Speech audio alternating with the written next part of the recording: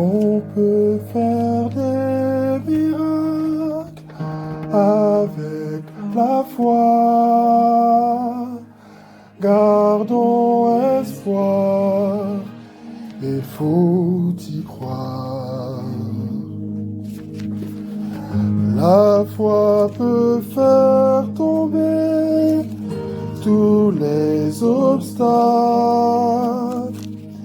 La foi fait faire tant de miracles. On en fait quand on croit. On peut faire des miracles. On peut faire des miracles avec la foi. Gardons espoir, il faut y croire. Alléluia.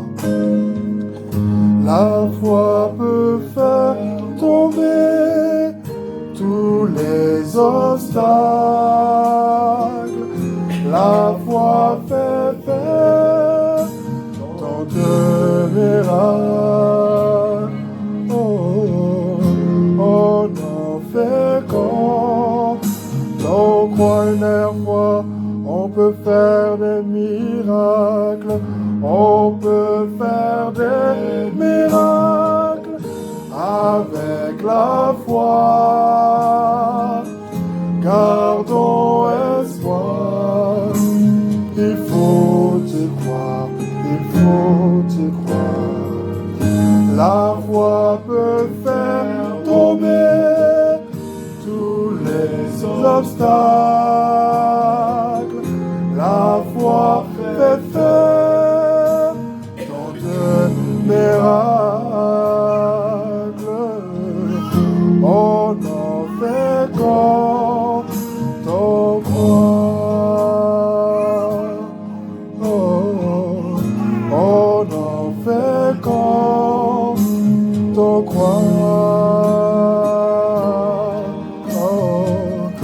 On en fait quand on croit. Le thème d'aujourd'hui, c'est comment garder la foi. Amen. Comment garder la foi? C'est une question qui est adressée à chacun de nous. C'est une question que nous posons au Seigneur. Et pour introduire ce message, amen, le Seigneur m'a permis de commencer d'abord par définir au moins les trois termes utilisés dans ce titre, amen, amen, dans ce thème, amen. Le thème, comme il a été dit tantôt, c'est comment garder la foi, amen. Alors, il y a l'adverbe interrogatif que nous utilisons, c'est-à-dire le mot comment, amen, qui fait appel à la notion de moyen, amen. Quand une question commence par le mot comment, amen, nous nous interrogeons en cherchant le moyen, amen. Et qui dit moyen dit outil, amen. Donc les outils que nous allons utiliser pour parvenir, pour atteindre cet objectif, amen. Le mot comment, amen. Il n'a pas été demandé pourquoi, amen. Pourquoi garder la foi? C'est pas ça la question, amen.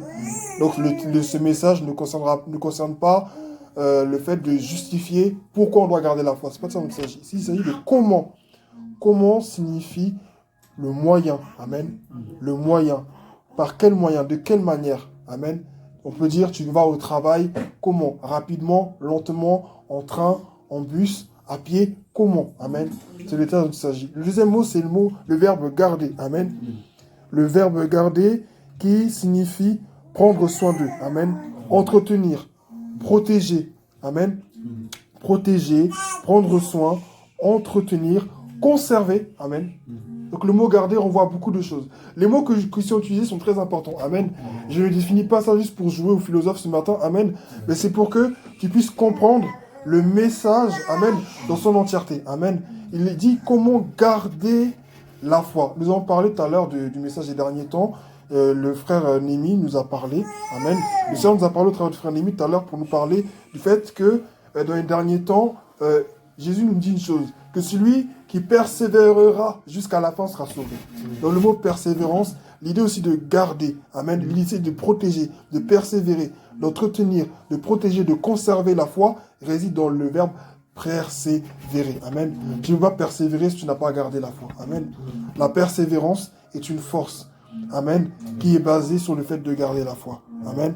Il dit, comment garder la foi? Donc, c'est pas juste garder comme un objet que je garde, amen, dans une boîte et qui ne sort jamais. Non, c'est quelque chose que tu dois garder, qui t'est utile. Amen. Garder. Amen. Ensuite, le dernier mot, c'est la foi. Et c'est même le terme le plus important de ce titre. Amen. Il dit, comment garder la foi? Mais qu'est-ce que la foi est exactement? Nous avons la définition de la foi dans Hébreux verset 1 où il est écrit, or la foi c'est la ferme assurance des choses qu'on espère et la démonstration de celles qu'on ne voit pas. Dans cette définition, il y a au moins deux termes très importants pour ceux qui notent. C'est le mot ferme, c'est le terme ferme assurance et démonstration. Amen. La ferme assurance, qu'est-ce que c'est? Amen. C'est une conviction absolue. Amen. Une conviction absolue, incorruptible. Une assurance, amen, inébranlable. Amen. C'est ça, la ferme assurance. Amen. Et cette ferme assurance, elle est basée sur ce qu'on ne peut pas, sur ce qu'on n'a pas encore vu ou ce qu'on n'a pas encore obtenu. Amen. Mais qui existe bel et bien. Amen. Elle est basée sur ce qu'on n'a pas encore vu, ce qu'on n'a pas encore entendu, ce qu'on n'a pas encore obtenu, mais qui existe bel et bien. Et le deuxième terme que je dis, c'est la démonstration. Amen. Pardon, je suis tombé. La démonstration, c'est une preuve. Amen. Quand on parle d'argumentation, en termes d'argumentation, je vais parler avec vous. On va débattre, par exemple, je sais pas moi, par exemple, sur l'existence, par exemple, des extraterrestres, ou l'existence des animaux mystérieux de la nature, l'existence d'une planète qu'on n'a jamais connue, par exemple. Par exemple, certains disent que, par exemple, la Lune, par exemple, c'est une planète. D'autres disent que c'est un satellite. Amen, mais c'est un satellite, on est d'accord là-dessus. Amen. Mais d'autres vont débattre là-dessus pour dire non, mais si c'est dans l'espace, c'est que c'est une planète aussi. Amen. Donc, mais sur quoi tu te bases? Amen. Pour de démontrer que la Lune est une planète ou que c'est un satellite. Et sur tes arguments. Et c'est à partir de tes arguments, à partir de tes connaissances, que tu vas faire une démonstration. Amen. Et tu vas chercher à me prouver par A plus B, amen, que ce en quoi tu crois est vrai. Amen. Amen. Que ta croyance, que ton opinion, que l'idéologie en laquelle tu crois est irréfutable. Amen. Et pour ça, il faut des piliers solides. Amen. Pour que ce en quoi tu crois soit basée, pour que ta preuve soit irréfutable, amen, il faut aussi qu'elle soit reconnue, amen. Il faut qu'elle soit reconnue. Il faut qu'elle ait eu l'opportunité, au travers du temps, de démontrer sa fiabilité, amen. Et c'est ce que la parole de Dieu a fait. Au travers des âges, au travers des siècles, elle a démontré sa fiabilité. Elle a démontré sa force. Elle a démontré sa crédibilité, amen. Et c'est ça la foi. La foi, c'est croire que la parole de Dieu est crédible. Amen. C'est croire que ce qu'on n'a pas encore vu, ce qu'on n'a pas encore obtenu est crédible. Amen. Alors, comment garder cette foi, ce dont on parle? Comment garder cela? Pour cela, hier, j'étais là et le Saint-Esprit a fait remonter ce passage dans mon cœur pendant qu'il me faisait penser à ce thème. Et le passage principal que nous allons lire ce matin, c'est 2 Timothée chapitre 4 verset 7. 2 Timothée chapitre 4 verset 7. Dès que les serviteurs de Dieu m'ont dit que j'allais prêcher ce matin, c'est le premier passage qui m'est venu en tête. 2 Timothée chapitre 4 verset 7. 2 Timothée chapitre 4 verset 7, j'introduis le contexte. Nous sommes dans un contexte où l'Église est persécutée. Amen. Dans 2 Timothée chapitre 4 au verset 7. Nous sommes dans un contexte où l'Église est persécutée. Et ici, il s'agit essentiellement de l'apôtre Paul. Paul qui est persécuté, amen, par les pharisiens. Il est persécuté aussi par des diverses autorités. Amen. Et Paul ici, il est à sa dernière heure. Amen. Paul ici, il est dans ses derniers instants. Amen. Et il est en train de dire une parole qui est très importante. Et c'est une parole qui doit accompagner chaque chrétien. Amen.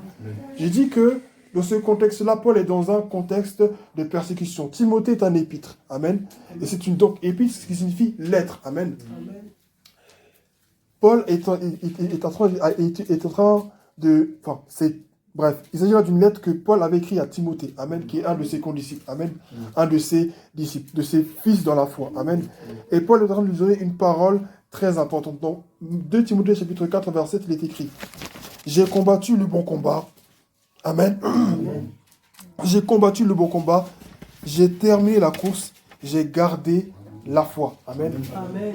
J'ai combattu le bon combat.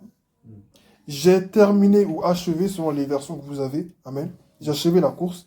et j'ai gardé la foi. Vous voyez, dans ça, il y a au moins 3 volets dans ce verset. J'ai combattu le bon combat. J'ai combattu le bon combat. Pourquoi il spécifie, il précise qu'il a combattu le bon combat? Je précise, je suis toujours dans l'introduction. Amen. Il précise qu'il a combattu le bon combat. Parce qu'il y a un mauvais combat aussi. Amen. Amen. Le combat de l'orgueil, le combat de la convoitise, le combat de la jalousie, le combat des rivalités. Amen. Ce sont aussi des divers combats. Amen. Les combats aussi spirituels, des fois qu'on est démons, des fois aussi, sont aussi des fois des faux combats. Amen. Parce que le fait de plus nous concentrer sur eux que sur le Seigneur, au final, c'est un faux combat. Le fait aussi des fois de nous concentrer sur les hommes au lieu de nous concentrer sur le Seigneur, c'est un faux combat. Le fait de rechercher la validation des êtres humains plutôt que de rechercher celle de Dieu, c'est un faux combat. Et Paul est en train de dire qu'il n'a pas combattu le mauvais combat, toutefois le faux combat, mais il a combattu le bon combat de la foi. Amen. Le combat que Christ l'a appelé à mener. Ce combat qui consiste à quoi exactement? De quoi il s'agit? Propager l'évangile. Annoncer le retour de Christ. Témoigner que Jésus revient. Témoigner que Jésus sauve. Il a témoigné et il a agi pour le Seigneur. Et pour ça, il était persécuté. Il dit quoi? J'ai terminé la course. Amen. Donc là, il est en train de dire, il n'est pas en train de dire je suis en chemin. Il dit j'ai terminé la course. En fait, Paul, comme vous regardez avant son histoire, c'est un homme vraiment profond. Un homme vraiment d'esprit. Un homme vraiment qui connaissait profondément Dieu. Il savait que son heure était arrivée. Amen. Il dit j'ai terminé la course. Donc il regarde en arrière tout ce qu'il a accompli pour le Seigneur. Il voit qu'il a, il a parfaitement imité Christ et il dit j'ai terminé la course. Il dit à la fin quoi? J'ai gardé la foi. C'est très important. Il finit par là. Après, plus tard, il dit désormais la couronne m'est réservée. Mais pour que la couronne nous soit réservée, il faut d'abord qu'il ait gardé la foi. Paul est en train de dire j'ai terminé la course et j'ai gardé la foi. Comme j'ai dit, il a entretenu sa foi. Il a gardé. C'est pour ça que j'ai beaucoup cherché à définir le mot garder. Amen. Amen. Il a gardé. Ça veut dire quoi? Quand il dit j'ai gardé la foi, il a persévéré. Amen. Sur la même ligne. Amen. Il a entretenu sa foi. Il a préservé sa foi des influences du monde. Il a conservé sa foi. Amen. Il a gardé, conservé, préservé, protégé sa foi. Amen. Maintenant, on dans le message. Amen. Le premier point, c'est comment garder sa foi. La foi, le premier point, c'est connaître la parole de Dieu. Amen. Amen. Notre grand 1 ce matin, ça s'intitule connaître la parole de Dieu. Amen. Amen. Connaître la parole de Dieu. Être en contact avec cette parole. Être nourri de cette parole va te donner cette endurance spirituelle que tu ne peux pas avoir par tes propres efforts, que tu ne peux pas avoir par ta propre idéologie. Et la sous-partie, ce matin, de ce grand 1 s'intitule, donc le petit A, ce sera être en contact avec la Bible, comme je viens de le dire. Amen. Être en contact avec la Bible. Amen. Et être en contact avec la Bible, pourquoi? Parce qu'en fait, ça va te permettre de croire. Amen. Accorder du crédit à ce que tu as lu. Amen. Quand tu entres en contact avec la parole de Dieu, tu as l'opportunité d'accorder du crédit à tout ce qui t'a été enseigné. Vous savez, on entend la parole de Dieu, on va dire entre guillemets, comme les frères l'ont dit tout à l'heure, partout. Beaucoup de gens parlent de Dieu, beaucoup de gens parlent du Seigneur. Mais qu'est-ce que toi tu sais de lui? Amen. Quand tu entres en contact avec la parole de Dieu, tu dois automatiquement donner du crédit à ce que tu as lu. Tu ne peux pas douter de la parole de Dieu. Est-ce que ce qui est écrit, c'est vrai? Est-ce que vraiment, ils ont vraiment vécu ça? C'est la parole de Dieu. Amen. C'est la parole de Dieu que devant toi. Tu dois accorder du crédit, de la crédibilité à ce que tu as lu, à ce que tu as reçu, à ce que tu as vécu avec cette parole-là. Ça, personne ne peut le faire pour toi. Et tu ne crois pas en cette parole-là. Tout le reste, là, c'est gâté. Amen. Amen. Donc, être en contact avec la parole de Dieu, accorder du crédit à la parole que tu as lue. Le petit B, c'est connaître et s'accrocher aux promesses de Dieu. Amen. Connaître et s'accrocher aux promesses de Dieu. Qu'est-ce que Dieu t'a dit? Pourquoi? Parce que quand tu lis la parole, Dieu te parle. Amen. Dieu va te parler, Dieu va te communiquer des pensées, Dieu va te dire des choses. Pour cela, je vais lire dans 1 Samuel, chapitre 1, au verset 10 et verset 17 à 18. Si quelqu'un y est déjà, il peut lire. Amen. 1 Samuel, chapitre 1. 1 Samuel, au chapitre 1. Amen. C'est l'histoire de Anne. Amen. Anne qui était stérile. Amen. Qui avait un mari du nom d'Encana. Amen. Elle était stérile. Elle n'arrivait pas à avoir d'enfants. Mais sa co-épouse qui était Pénina, amen, elle faisait des enfants. Amen. Elle faisait des enfants et pour cela, elle se moquait d'elle. Elle l'humiliait. Elle lui dit même qu'elle la mortifiait. Donc, ça signifie quelque part qu'elle pouvait même lui porter main. Amen. Mais Anne pleurait, Anne gémissait. Amen. 1 Samuel chapitre 1, verset 10. Et le verset 17 à 18. Amen. Parce que sinon, ça risque d'être un peu long. Amen. 1 Samuel chapitre 10. Chapitre 1, pardon. 1 Samuel chapitre 1. Verset 10. Si quelqu'un y est, il peut le lire. Amen. Je lis au nom du Seigneur. Amen. 1 Samuel, chapitre 1, verset 10. chapitre 1, verset 10. Et l'amertume dans l'âme, elle pria l'Éternel et versa des pleurs. Elle fit un vœu en disant, Éternel, désormais, si tu daignes regarder l'affliction de ta servante, si tu te souviens de moi et n'oublie point ta servante, et si tu donnes à ta servante un enfant mâle, je le consacrerai à l'Éternel pour tous les jours de sa vie. Amen. Et Excuse-moi, non, lis le verset 17 à 18, s'il te plaît. Verset 17 à 18. Je lis au nom du Seigneur. Amen. Élie reprit la parole et dit, va en paix, et que le Dieu d'Israël exauce la prière que tu lui as adressée. Elle dit, que ta servante trouve grâce à tes yeux, et cette femme s'en alla. Elle mangea, et son visage ne fut plus le même. Amen, merci mon frère, tu peux t'asseoir. Amen, gloire à Dieu. Amen. Il y a, quand ce matin j'étais là et que le Saint-Esprit m'inspirait des versets, Amen, c'est la partie qui m'a le plus marqué. Il dit, son visage ne fut plus le même. Amen. Amen. Amen. Je ne pense pas que ce soit parce qu'elle mangeait bien après. Non. Dans ce contexte-là encore, je contextualise, ils étaient partis offrir un sacrifice à Silo. Amen.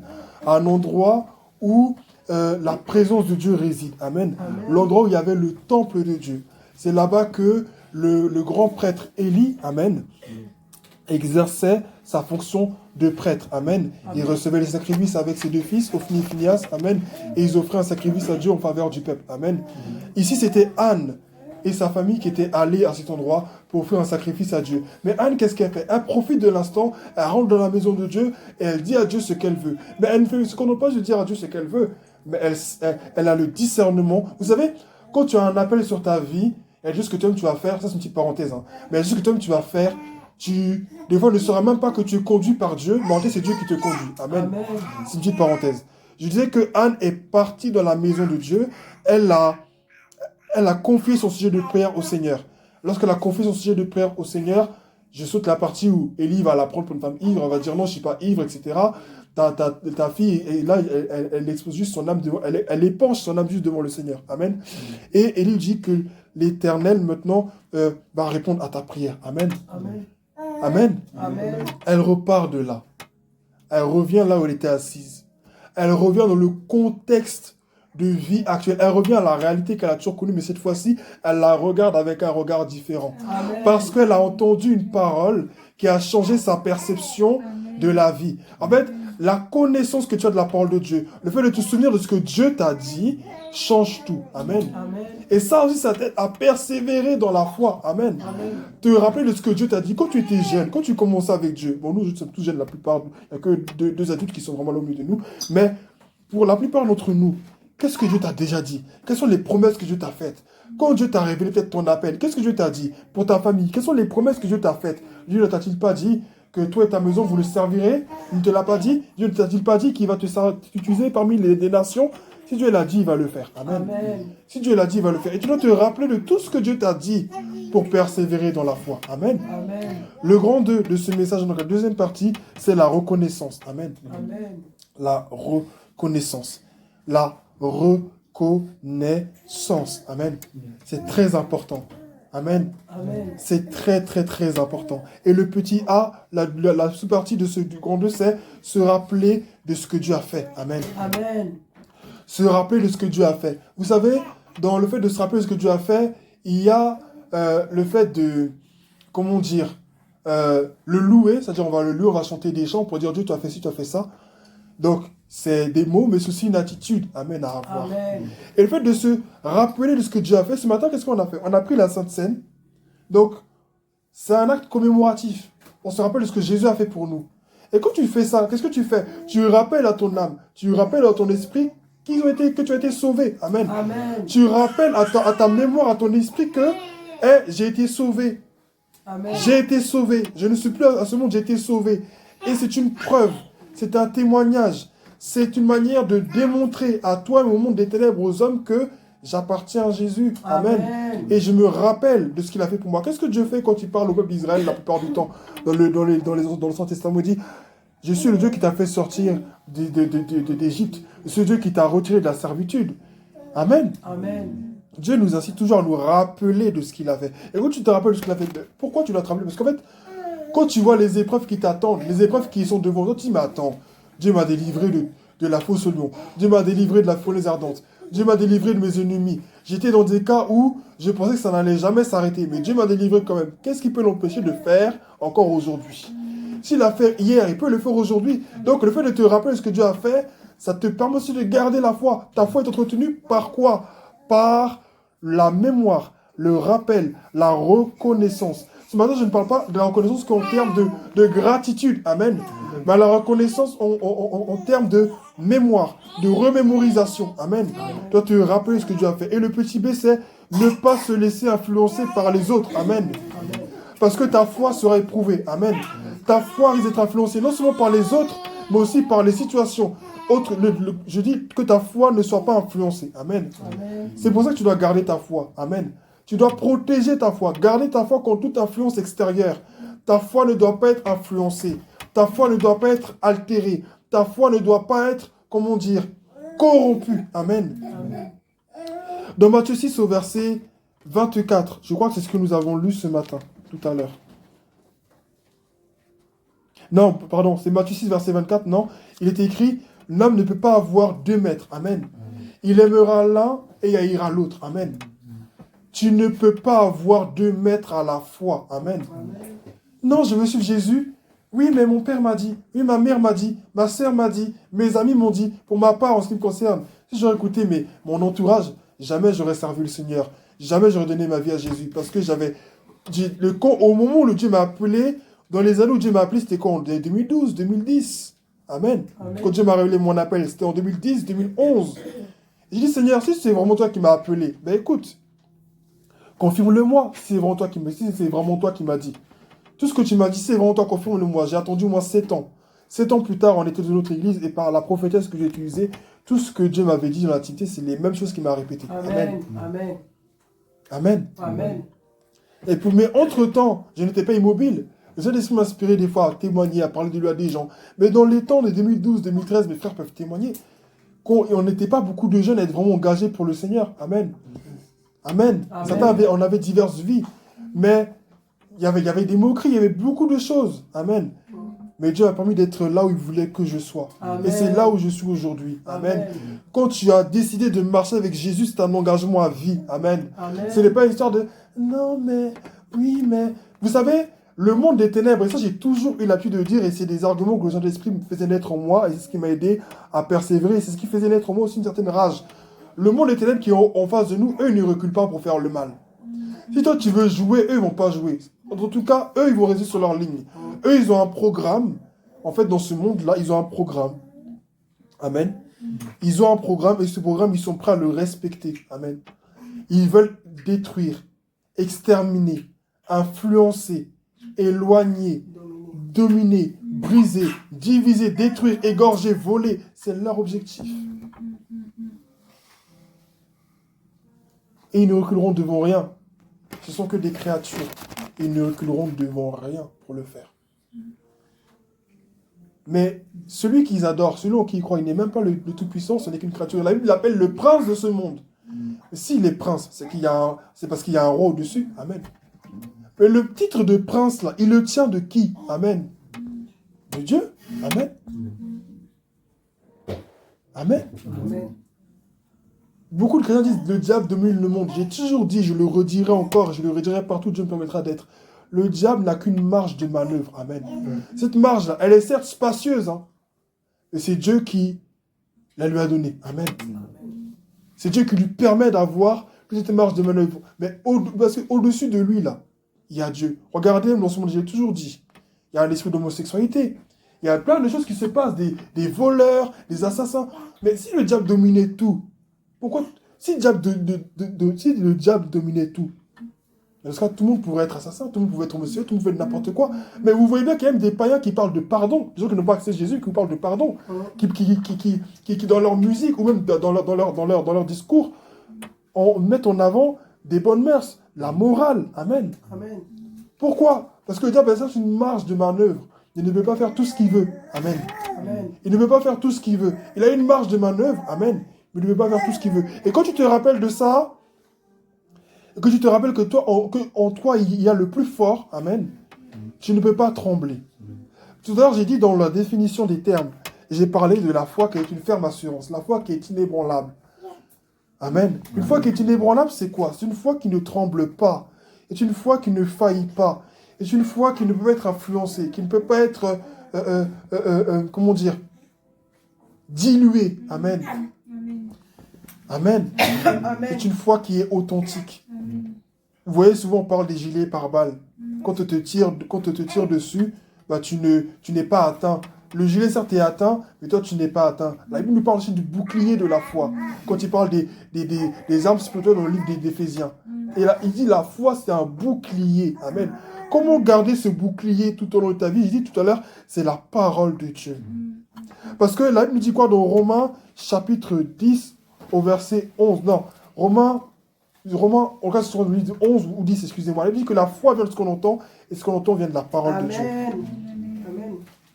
Donc, tu dois te rappeler de ce que Dieu a fait. Et ce qui te permet de te rappeler de ce que Dieu a fait, qui va t'aider à persévérer. Je dis dans le petit B que tu ne dois pas te laisser influencer. Tu seras toujours tenté, toujours combattu, tu ne dois pas te laisser influencer. Mais comment tu ne vas pas te laisser influencer? C'est grâce à la parole de Dieu. Amen. Quand le diable s'est présenté à Jésus, il lui a dit quoi dans le désert? Ces pierres-là, transforme-les en quoi? En pain. Jésus a répondu quoi? Il est écrit. Le diable, ok, il a compris que, ok, il utilise la parole. Donc, monsieur utilisait la parole, il a emmené Jésus sur le toit du temple. Amen.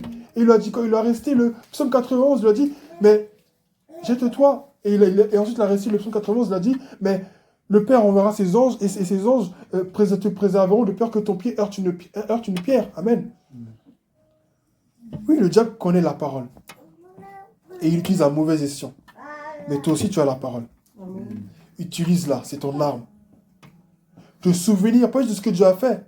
J'ai ajouté un petit C pour dire, te rappeler de la parole de Dieu. Amen. La parole de Dieu que tu reçois ce matin, c'est un dépôt. C'est une semence que tu as en toi. Et elle te permet de résister, de combattre. Amen. Paul peut dire, ce n'est pas avec des armes physiques, des armes charnelles que nous combattons. Amen. Nous ne combattons pas ni la chair ni le sang, mais les esprits qui errent dans les lieux célestes. Amen. Nous sommes dans un combat spirituel. Amen. Nous sommes dans une guerre d'influence. Nous sommes dans une confrontation spirituelle perpétuelle. À partir du moment où tu as accepté Jésus, tu es dans un combat spirituel. Amen. Tu es un ennemi. Tu es un danger pour le monde des ténèbres. Non, mais moi, je fais rien. Moi, je suis chez moi, je ne fais pas la personne. Tu es un danger pour le diable. Là où tu habites, là, tu es un risque pour le monde des ténèbres de perdre des âmes. Amen. Donc, tu dois t'armer de la parole de Dieu. Amen. Je vais passer au grand 3. Amen. Ce sera la dernière partie. Amen. Et j'aurai 3 sous-parties dans ce passage-là. Et je vais essayer d'être un peu plus rapide. Amen. Amen. Le dernier point, c'est le point le plus important. Amen. Et c'est un point que j'ai régulièrement souligné avec vous. C'est ton intimité avec Dieu. Amen. Amen. Ton intimité avec Dieu, la connaissance personnelle que tu as du Seigneur va te permettre de garder la foi. Et le premier point, c'est quoi? La prière. Amen. Amen. La prière dans Matthieu 6, verset 6. La prière dans Matthieu 6, verset 6, dit quoi? Quand tu pries, entre dans ta chambre, ferme la porte. Prie ton Père qui est dans le secret. Car ton Père qui est dans le secret, là dans le secret, voit et il te répondra ouvertement. Amen. Amen. Ta relation avec Dieu, ta connaissance personnelle du Seigneur, la révélation que tu as de Dieu va te permettre de tenir ferme dans les moments difficiles. Vous savez, être ensemble, ici ensemble, ne suffit pas pour garder la foi. Amen. Amen. Sans courage. Mais après, qu'est-ce qui se passe? Tu vas rentrer chez toi? Tu vas repartir au travail. Qu'est-ce qui te reste? Ton intimité avec le Seigneur. Ton intimité avec Dieu. Tu peux être dans le bus, tu écoutes ta musique, tu pries dans ton cœur. Tu peux être dans le train, tu peux être en classe. Des fois, moi, je me souviens quand j'étais en primaire, souvent ce que je faisais. Des fois, bon, c'était pas forcément intentionnel, mais des fois, j'avais envie d'aller aux toilettes. Donc, j'allais aux toilettes. Et puis moi, j'allais aux toilettes, j'en profitais dans mon esprit, je parlais à Dieu. Amen. Je parlais au Seigneur. J'étais en CE1, CE2, ou même en CP. Pendant que je devais aller voir ma psychologue, parce que j'avais une psychologue que je consultais, pendant que j'étais sur les escaliers et que je partais la voir dans mon esprit, je priais, je demandais au Seigneur de conduire ce moment. Amen. Je demandais au Saint-Esprit de diriger le moment que j'allais avoir avec la psychologue, parce que je sentais qu'elle était un peu bizarre. Mais je priais au Seigneur, je dis Seigneur, dirige ce moment que je vais avoir avec la psychologue. Amen. Amen. Et le Seigneur conduisait le moment. Amen. Le Seigneur dirigeait le moment. Il mettait le doigt sur des choses assez essentielles et importantes pour ma progression dans mon parcours cursus scolaire. Et c'est comme ça que j'ai grandi avec le Saint-Esprit. Amen. J'étais en primaire et c'est comme ça que le Seigneur me permettait de réfléchir. Il était à ma gauche, à ma droite, devant, derrière moi. J'avais cette activité avec lui et je savais qu'il était à mes côtés. C'était mon ami. Amen. Amen. C'était mon ami, c'était mon confident. Quand j'avais peur, quand on me provoquait en classe, quand des professeurs avaient des manières bizarres de se comporter avec moi, c'était à lui que je parlais. Amen. Est-ce qu'aujourd'hui, quand tu as un problème, même quand tu vas bien, c'est avec Dieu que tu vas. Vous savez, avoir une intimité avec Dieu ou parler avec Dieu, ce n'est pas juste dans les moments difficiles. Amen. Dieu ne veut pas partager avec toi que tes tristesses. Dieu veut partager avec toi aussi ta joie. L'Esprit de Dieu veut aussi se réjouir avec toi. Amen. Amen. Ton intimité avec Dieu va te permettre de garder la foi dans les moments difficiles. Tu as besoin d'avoir une intimité avec le Seigneur. Quand je parle d'intimité, je parle de proximité. Amen. Amen. Je parle de profondeur. Amen. Je parle de familiarité. Amen. Amen. Je parle d'un endroit où les barrières des protocoles, amen, n'existent pas. Amen. Je parle d'un endroit où les barrières de la religion n'existent pas. Je parle d'un endroit où les barrières du formalisme, amen, n'existent pas. Amen. Amen. L'intimité avec Dieu, c'est un endroit où tu es à nu devant ton Dieu. Amen. C'est un endroit où tu ne lui caches rien. Tu lui dis tout, parce que c'est ton Père. Dis-en dans le secret, Amen. car ton Amen. Père t'entend. Amen. Amen. Avant que tu ne naisses, il dit à Jérémie, je te connaissais, je t'avais consacré, je t'avais déjà établi pour des nations. Donc ça veut dire qu'avant que tes parents se rencontrent, dans l'esprit de Dieu, dans la pensée de Dieu, tu existais déjà. Amen. Donc c'est quelqu'un qui est mieux placé que n'importe qui pour se reconnaître en tant que ton géniteur, c'est Dieu. Amen. Et tu dois te reconnaître en lui comme étant son enfant. Il dit, dans l'intimité. Où est-ce que tu vas le connaître? Dans l'intimité. Ton intimité avec Dieu va te permettre de persévérer dans les moments difficiles. Pourquoi? Parce qu'il y a des choses que Dieu te dit dans l'intimité qu'il ne te dira pas devant tout le monde. Amen. Amen. Il y a des pensées, des révélations, des paroles que tu reçois dans l'intimité que tu ne recevras pas devant tout le monde. Amen. Amen. Il est important de prier. Et quand je parle de la prière, je ne parle pas juste d'un moment où tu parles, mais d'un moment où tu apprends à écouter la voix de Dieu. Amen. Un vrai prophète, ce n'est pas celui d'abord qui parle. Amen. Mais c'est d'abord celui qui entend. Amen. C'est d'abord celui qui sait se taire et entendre la voix de Dieu. Les prophètes ne faisaient que répéter ce que Dieu leur disait. Amen. Amen. Ils étaient là dans l'intimité et Dieu leur disait, tel, je l'ai disqualifié. Voilà ce que je vais faire. Voilà ce que je vais dire. Ils écoutaient ce que Dieu leur disait et ils repartaient devant le peuple et ils disaient ce que Dieu leur avait dit. Amen. Amen. C'est ça un enfant de Dieu. C'est ça un disciple de l'Éternel. Tu vas écouter ce que Dieu te dit. La prière, c'est ça. C'est une conversation avec le Père. Tu lui parles et il te parle. Quand Dieu m'a révélé mon appel, comme je l'ai dit, j'étais juste assis dans mon lit et puis le Seigneur me parlait. C'était un temps où je savais que c'était lui et il n'y avait pas de problème. Je n'ai pas eu de rêve particulier, mais je savais que c'était lui. Je dis, mais écoute Seigneur, si c'est vraiment toi, parce que j'avais un petit doute, si c'est vraiment toi qui m'as appelé, écoute, confirme-le-moi. J'ai laissé les choses se faire parce que moi je ne m'accroche pas à ce genre de choses, je m'en fous de prêcher ou pas prêcher, c'est pas prêcher qui sauve, prêcher c'est pas un diplôme. Amen. Amen. Mon essentiel à moi, c'était d'avoir une relation avec Dieu. C'est tout ce qui m'intéressait. Mais Dieu est venu un matin et il m'a parlé. Amen. Amen. Et je l'ai laissé confirmer sa parole. Dieu peut te parler, peut te confirmer sa parole aussi. Là, il dit que Dieu ne fait rien sans avoir au préalable averti ses serviteurs. Amen. Il y a des malheurs qui se passent dans nos nations. Et comment se fait-il que nous ne sommes pas au courant? Parce que des fois, nous manquons d'avoir une certaine activité avec Dieu. Nous manquons des fois d'avoir une certaine proximité avec le Seigneur. Et cette proximité avec Dieu qui va te permettre d'avoir la foi, de persévérer dans les moments difficiles. Ta foi sera entretenue et préservée, protégée par ton intimité avec Dieu. Pendant qu'on était dans la louange, le Seigneur me donnait un exemple. Et c'est par là que je vais achever le petit A de ce grand 3. Amen. C'est que dans une famille, comment est-ce qu'on fait pour rester soudés? Qu'est-ce qui fait que dans une famille, on reste soudés? Malgré tout ce qui se passe, qu'est-ce qui fait que dans une famille, on reste soudés? C'est un élément simple. qui est plus fort que le sang, c'est l'amour, tout simplement. Amen. Amen. L'amour. L'amour, amen. Amen. Le fait de savoir, mais quand c'est ma mère, celle qui m'a lavé, qui m'a essuyé, qui a nettoyé tout ce que je pouvais faire, qui m'a vu grandir. Le fait d'avoir ça, ça fait que même si elle peut faire des erreurs, même si mon père peut faire des erreurs, même si mon frère peut faire des erreurs, je dis, mais attends, c'est mon frère, par amour, il a fait ça pour moi, par tata, il a fait ça pour moi, donc je me dois d'agir de cette manière, de cette manière. L'amour dit, couvre une multitude de péchés. C'est l'amour qui nous permet de rester soudés dans une famille, Amen. malgré tout ce qui se passe. Oui, c'est vrai, il y a le sang, c'est vrai, il y a le fait de la filiation, le fait de l'ascendance, la descendance, ça fait que oui. Mais l'amour, c'est tout. Parce que tu peux avoir un lien avec quelqu'un de sang, amen, et ne pas être proche de lui du tout. Et ne pas te sentir obligé d'être avec lui. Parce que si, par exemple, j'ai un proche de ma famille qui veut attenter à ma vie, je ne peux pas être avec lui. Amen. Et vice-versa.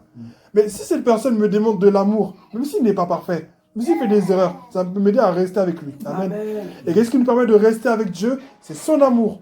La foi. Amen. Amen. Petit b, la louange. Amen. Amen. La louange a aussi pour pouvoir d'entretenir notre foi. Et pour ça, j'ai pris le livre de Actes, chapitre 16, versets 25 à 26.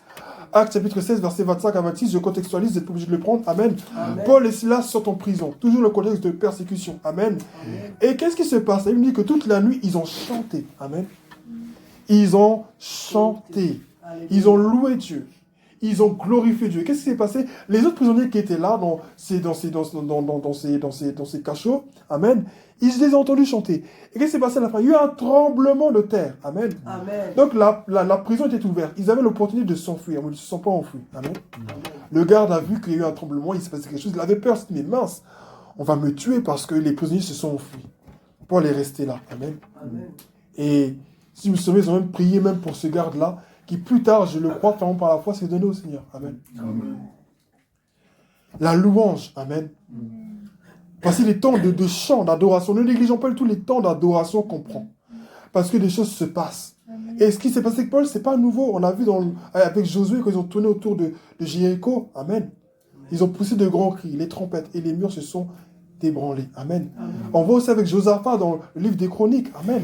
Où les gens, les habitants de la région montagneuse de Séhir, leurs ennemis venaient à leur rencontre. Amen.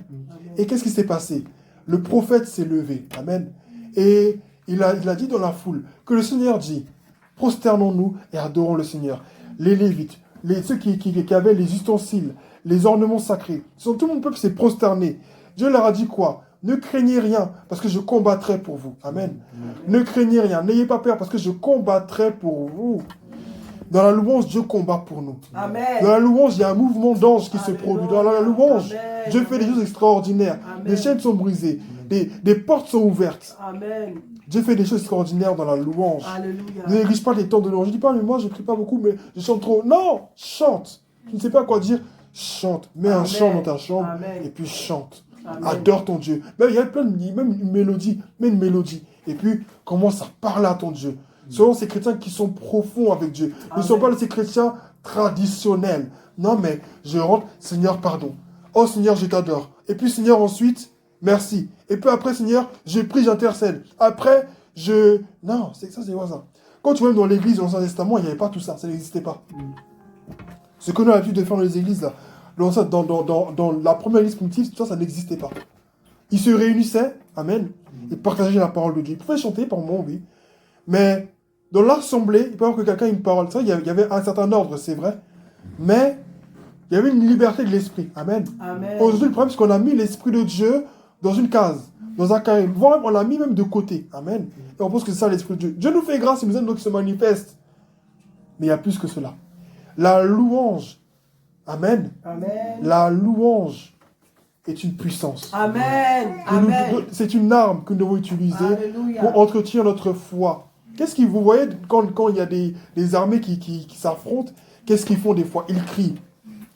Certains, des fois, ils crient. Ils ont des manières de faire, des fois de danser, comme des fois les guerriers zoulous un peu. Ils ont des manières, des fois, de faire pour s'encourager, se donner du courage. Amen. Amen. Dieu dit à Joseph, fortifie-toi et prends courage. Fortifie. Mais comment tu peux te fortifier? Par la parole que tu as entendue. Amen. Par le fait de te rappeler de ce que Dieu t'a dit, par ton intimité avec Dieu. Dans l'intimité, apprends à louer. Vous savez, il y a des choses, et ça je l'ai expérimenté personnellement, il y a des choses, il y a des manifestations de la présence de Dieu que tu ne vivras jamais au public. Tu vas les vivre dans l'intimité. Il y a des choses que tu vas vivre que dans l'intimité avec Dieu. Parce qu'il y a des choses que Dieu t'a réservées à toi personnellement. Amen. Quand tu n'as pas d'intimité avec Dieu, tu vas venir aussi des fois, mais tu es insatisfait. Tu as l'impression qu'il y a quelque chose qui te manque. Tu as pensé que c'est nous qui avons un problème. Non, c'est toi-même qui as un problème. Va dans l'intimité avec Dieu. Amen. Va prier, va chanter, va adorer Dieu. Tu vas voir qu'il y a des choses que tu vas vivre personnellement. J'ai vécu l'Esprit de Dieu dans mon intimité avec lui. J'ai vu des choses extraordinaires. Dieu fait des choses extraordinaires dans la louange. Le dernier point est celui-ci. Et c'est même le plus important. Petit C.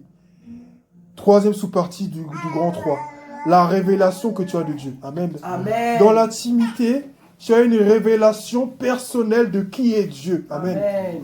Moïse pouvait dire, mais tu veux que j'aille voir Israël, mais que je leur dise quoi? Comment ils sont? C'est toi qui m'as parlé. Je vais raconter quoi là-bas? Pourquoi? Parce que Moïse, qu'est-ce qu'il prend en compte? Non seulement il prend en compte ses défauts, parce qu'il est bègue, il ne parle pas bien, mais il prend aussi en compte le fait que ce soit un ancien prince d'Égypte. Il a grandi dans le palais. Son peuple était dans l'esclavage. Lui, il a grandi au milieu des concombres, des melons, de la viande fraîche, des bonnes boissons, au paré d'or et de diamants. Presque même prédestiné aussi, pourquoi pas, à être même roi. Moïse a grandi dans la sagesse, la culture égyptienne. Amen. Et il était dans ce palais-là, pendant que son peuple était dans la boue. Pendant que son peuple était en train de subir le fouet. Mais comment est-ce qu'ils vont le voir? Ils vont le voir comme un traître. Ils vont le considérer comme illégitime. Et souvent, nous, en tant qu'enfants de Dieu, quand nous n'estimons pas avoir vécu certaines souffrances, nous nous jugeons comme étant illégitimes. Paul pouvait dire à Timothée que personne ne méprise ta jeunesse. Amen. Que personne ne te méprise, mais par-dessus toi-même ne te méprise pas. Mais comment tu ne peux pas te mépriser? C'est par la révélation que tu as de Dieu. Dans Actes chapitre 5, verset 29, Pierre dit, il vaut mieux obéir à Dieu qu'aux hommes. Pourquoi il dit ça? Parce qu'en fait, encore une fois, dans un contexte de persécution, les rabbins les ont persécutés, ils les ont convoqués. On leur a dit, ne plus jamais vous allez parler de Jésus.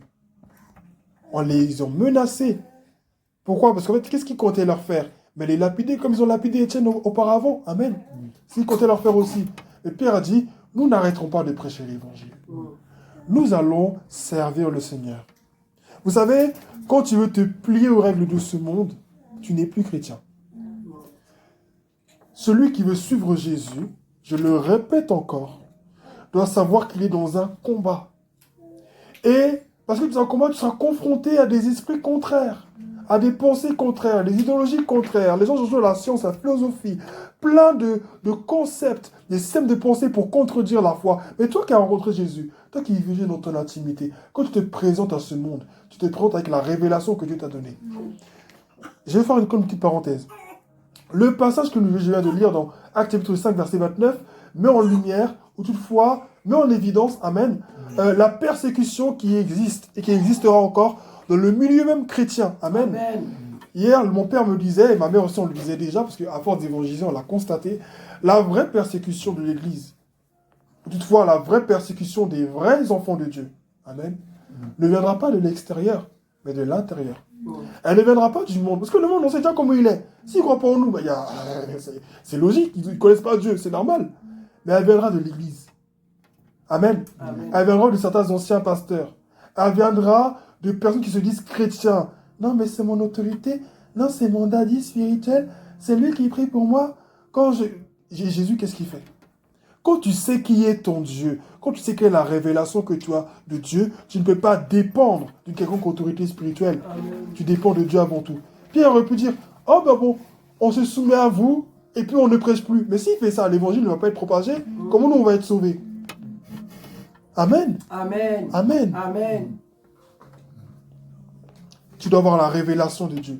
Et la révélation, vous savez qu'on a de Dieu, elle est toujours basée sur sa parole. Amen. Elle ne contredit pas la parole de Dieu. Amen. Amen. À aucun moment. Vous savez, souvent, on a des images qu'on montre à la télé, on voit Dieu qui fait un bras de fer avec Satan, Jésus qui se bat avec Satan. Ça, c'est la pensée du monde. Ça n'existe pas. Ça n'existe pas, ça. Vous pensez que Dieu a le temps de faire un bras de fer avec le diable? Le diable, c'est qu'une créature. Lui, c'est le créateur. Il n'y a même pas débat entre eux. Amen. Amen. Le monde venu, ça c'est vraiment des pensées diaboliques. Comme s'il y avait une confrontation et que les deux luttaient à force égale. Ça c'est quoi ça? Amen. Ça n'existe pas. Dieu est tout puissant. Amen. Amen. Le diable c'est certes puissant, c'est vrai, on ne va pas le sous-estimer parce qu'il fait beaucoup de dégâts quand même. Mais tous les dégâts qu'il fait là, c'est à partir de ce que Dieu a déjà créé. Il fait ça où? Dans un monde que Dieu a déjà créé. Quand vous voyez la terre, elle est toute petite par rapport au soleil. C'est sur ça là que Dieu fait le malin. Mais Dieu il tient cette terre dans sa main. Mais comment tu sais tout ça? Par la révélation que tu as de Dieu. Amen. Quand tu sais qui est ton Dieu, tu ne crains rien. Amen. Tous les prophètes de la Bible, tous les hommes de la Bible ont une révélation personnelle, alléluia, Amen. du Seigneur. Amen. Je reviens au thème pour finir. Comment garder la foi? Disons à grand 1, connaître la parole de Dieu. Grand 2, la reconnaissance. Grand 3, l'intimité avec Dieu. Amen. Amen. Quelle est la révélation que tu as reçue de Dieu? Qu'est-ce qu'il t'a dit? Qu'est-ce qu'il t'a promis? Quand tu lis la Bible, qu'est-ce que tu vois dans tes rêves? Qu'est-ce que Dieu te dit? Reçois la révélation du Seigneur ce matin. Amen. Reçois personnellement la révélation que Dieu a pour toi ce matin. Amen. Amen. C'est très important. Quand tu sais qui est ton Dieu, quel que soit ce qu'on te dit, quel que soit ce qu'on te fait, ça ne te pose aucun problème. Parce que tu sais qui est ton Dieu. C'est à partir de ton intimité avec Dieu que tu sauras affronter les réalités de ce monde. Amen. C'est à partir de ton intimité avec Dieu. Vous savez, les vrais enfants de Dieu, et ça je le dis par conviction, c'est... On ne connaît ni le jour ni l'heure où Jésus revient. Mais quelqu'un qui a une intimité avec Dieu, peut-être qu'il ne connaîtra pas le jour, mais le jour où Jésus revient, non seulement il ne sera pas surpris, il sera en joie, mais il aura des sentiments inhabituels. Il sera dans un état inhabituel que lui ne va pas comprendre. Parce qu'il est tellement un avec Dieu que ce jour-là, tu ne seras pas surpris. Que tu sois au travail, à l'école, où que ce soit, tu n'auras pas de problème. Ce sont ceux qui n'ont pas une intimité avec Dieu qui ont peur. Parce qu'ils savent que, mais ce jour il va venir, ils ont peur d'avoir l'enfer, ils ont peur de l'antichrist. Nous n'avons pas peur. Amen. Même si en réalité, peut-être qu'on a mal lu, on a mal compris. Alors peut-être qu'en fait l'antichrist va venir et puis on sera là. Donc on ne sera pas enlevé, puis l'antichrist va venir nous torturer ici. Nous n'avons pas peur parce que nous avons Christ avec nous. Amen. La révélation. La Bible est un livre de révélation. La Bible est un livre de révélation. Amen. Amen. Tous ceux qui ont connu Dieu ont eu une révélation différente de Dieu. Amen. Moïse a eu sa révélation de Dieu. Moïse n'a pas reconnu Dieu comme Abraham a connu Dieu. Amen. Moïse n'a pas connu Dieu comme Abraham a connu Dieu. Et Abraham n'a pas connu Dieu comme Moïse a connu Dieu. Abraham n'a pas vu le buisson ardent. Abraham n'a pas vu la mer divisée en deux. Mais il a entendu la voix de Dieu et puis il est parti. Amen. Amen. Amen. Amen. Tu dois avoir cette révélation du Seigneur. Tu dois la recevoir, tu dois l'épouser, tu dois te familiariser avec elle. Au bout d'un moment, il faut arrêter de douter. Amen. Amen. Au bout d'un moment, il faut arrêter de douter, d'être incrédule. Dieu t'a parlé, Dieu t'a dit quelque chose. Tu sais que Dieu, toi, t'a appelé à faire ça. Et puis tu doutes. Non, mais est-ce que... Non, mais peut-être... Vous savez, Dieu va nous demander des comptes. Amen. Tout à l'heure, on a dit Jésus revient. Mais Dieu va nous demander sérieusement des comptes. Amen. Parce que Dieu, il sait ce qu'il a mis en nous. Dieu, il sait comment il s'est révélé à toi dans ton intimité. Dieu sait ce qu'il attend de toi. Au bout d'un moment, il faut saisir la révélation. Tu as peur? D'accord. Reste dans sa présence. Prie. Nourris-toi de la parole. Prie. Cherche le Seigneur. Cherche le Seigneur. Jusqu'à ce que dans sa présence, ta peur se dissipe. Mais prie. Vis en fonction de l'appel que Dieu t'a donné. Et puis un jour, tu seras surpris. Amen. Amen. Gédéon avait peur. Mais par la révélation qu'il a eue de Dieu, il ne pouvait plus avoir peur. Amen. Amen. Nous ne devons pas avoir peur. Parce que nous sommes dans un combat. Comment garder la foi? Comment garder la foi? Notre intimité avec Dieu fera la différence. Il dit, dans les dangers, il mettra la différence entre ceux qui l'adorent et ceux qui ne l'adorent pas. Comment on fera cette distinction-là? Parce qu'il y a ceux qui ont gardé la foi et ceux qui n'ont pas gardé la foi. Amen. Comment on peut distinguer quelqu'un qui sert Dieu de quelqu'un qui ne sert pas Dieu? C'est quelqu'un qui a la foi, quelqu'un qui n'a pas la foi. Comment on peut distinguer un vrai enfant de Dieu d'un faux enfant de Dieu, quelqu'un qui a la foi, quelqu'un qui n'a pas la foi? Amen. Comment on peut être agréable à Dieu par la foi? Là, il dit dans Hébreu 11, verset 6, il dit, sans la foi, personne n'est agréable au Seigneur. Tu dois avoir la foi. Et la foi, elle se manifeste par des œuvres, elle se manifeste par des actes. Tu dois avoir la foi. Que nos Seigneurs soient bénis. Amen. J'ai fini, je m'arrête là. Amen. Je crois que chacun a reçu sa part ce matin. Amen. Nous devons garder la foi. Amen. Nous devons garder la foi. Et ça, ce ne dépend pas de moi. Vous savez, nous venons à l'église. Nous ne venons pas à l'église pour un homme. Quand tu as gardé la foi, là, quand la foi est en toi, tu ne fais pas les choses pour plaire aux gens, pour dire que je prie. Les gens ne peuvent ne pas te voir, les gens peuvent te négliger, les gens peuvent dire, elle ne prie pas, elle est une fille de mauvaise foi, elle la connaît. Toi, tu connais ton intimité avec Dieu. Toi, tu sais comment tu vis le Seigneur. Donc, quand tu viens, c'est en connaissance de cause. Amen. Amen. Parce que tu sais à qui tu appartiens. Amen. Amen. C'est important d'avoir la révélation. Paul a eu la révélation. Abraham a eu la révélation. Isaac a eu la révélation. Jacob a eu la révélation. Déborah a eu la révélation. Chacun a eu la révélation. Toi, quelle est ta révélation? Dieu ne va pas se révéler à toi comme il s'est révélé à Abraham, à Isaac, à Jacob. Mais Dieu fait se révéler à toi de manière personnelle, de manière authentique. Je n'aime pas ceux qui disent, où est-ce que c'est écrit, où est-ce que tu as vu ça? Ce que tu as vu avec Moïse, tu l'as vu avec Abraham? Ce que tu as vu avec Élie, tu l'as vu avec Enoch? Non, Dieu a toujours fait des choses différentes. Amen. Amen. Mais c'est le même Dieu qui agit. Et il peut faire encore des choses extraordinaires. Dieu aujourd'hui est encore capable de faire des ondes de feu du ciel s'il le veut. Dieu aujourd'hui peut encore envoyer la manne du ciel s'il le veut. Mais tu dois garder la foi. Ta foi sera éprouvée. Ta foi sera combattue. Mais si tu gardes la foi jusqu'à la fin, tu seras récompensé. Amen. Dieu te demande, il me demande de garder la foi. Alléluia. C'est très important. Si tu ne gardes pas la foi, qu'est-ce qui va se passer? C'est important de le dire aussi. Amen. Si tu ne gardes pas la foi, qu'est-ce qui va se passer? Amen. Mais tu seras dans le camp des perdants. Amen. Tu seras du camp de ceux qui appartiennent au diable. Vous savez, on a l'habitude de dire dans les derniers temps, oui, 666, si tu as la marque, tu es fini. Mais il ne s'agit pas d'avoir la marque. Amen. La marque de ce monde ne consiste pas à avoir seulement le 666 sur son front ou sur sa main. La marque que nous avons en tant qu'enfants de Dieu, c'est le sang de Jésus. Amen. Mais comment nous vivons les bénéfices de ce sang? C'est par la foi. Mais quand tu n'as plus la foi, automatiquement, de quel côté est-ce que tu te trouves? Mais de l'autre côté, il est écrit, tu ne peux pas avoir 2 maîtres à la fois. C'est soit l'un, soit l'autre. Amen. Amen. Donc, il n'y a pas 3 camps, il n'y en a que 2. À partir du moment où je ne veux pas croire en ce que Dieu a dit de moi, je crois en ce que le monde dit de moi. À partir du moment où je ne veux pas servir Dieu, c'est le diable que je sers. Pourquoi? Parce que mon appel est censé bénéficier à un grand nombre de personnes. Mais si je ne suis pas associé de celui qui construit, c'est que je suis associé de celui qui détruit. Et celui qui détruit finit aussi par être détruit. Donc, nous devons nous associer au Saint-Esprit dans cette œuvre, dans ce ministère, pour faire ce que Dieu attend de nous. Amen. Il y a des gens dans ton travail qui ont besoin d'entendre la parole de Dieu. Des gens dans ta famille, dans ton voisinage qui ont besoin d'entendre la parole de Dieu. Ta foi. Tout est basé sur ta foi. La foi, c'est le ciment de la vie chrétienne. Amen.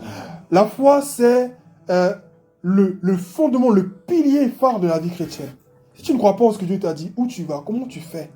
Comment tu fais? Il dit, sans la foi, tu ne peux pas être agréable à Dieu. Et si tu n'as pas la foi, tu peux parler de ce que tu veux. Hein. Les théologiens, ils parlent de Dieu, mais ils ne croient pas en Dieu. C'est différent. Tu peux parler de Dieu. Tu peux être éloquent et ne pas avoir la foi. Beaucoup de chrétiens viennent à l'église, ils n'ont pas la foi. Beaucoup de chrétiens viennent à l'église, mais ils ne croient même plus que Jésus revient. Ah, mais ça fait des années qu'on nous en parle. Ah bon? Mais la mort peut venir te chercher et tu feras quoi? Tu peux mourir d'une maladie. Tu peux mourir de n'importe quelle manière. On ne prévoit pas les choses. C'est parce que tu crois en Jésus, tu ne peux pas mourir d'une maladie. Tu peux mourir d'une maladie. Mais quand la maladie vient et puis tu es parti, dans quel état est-ce que tu t'en vas? Gardons la foi. Gardons la foi. Que notre Seigneur soit béni. Amen. Amen.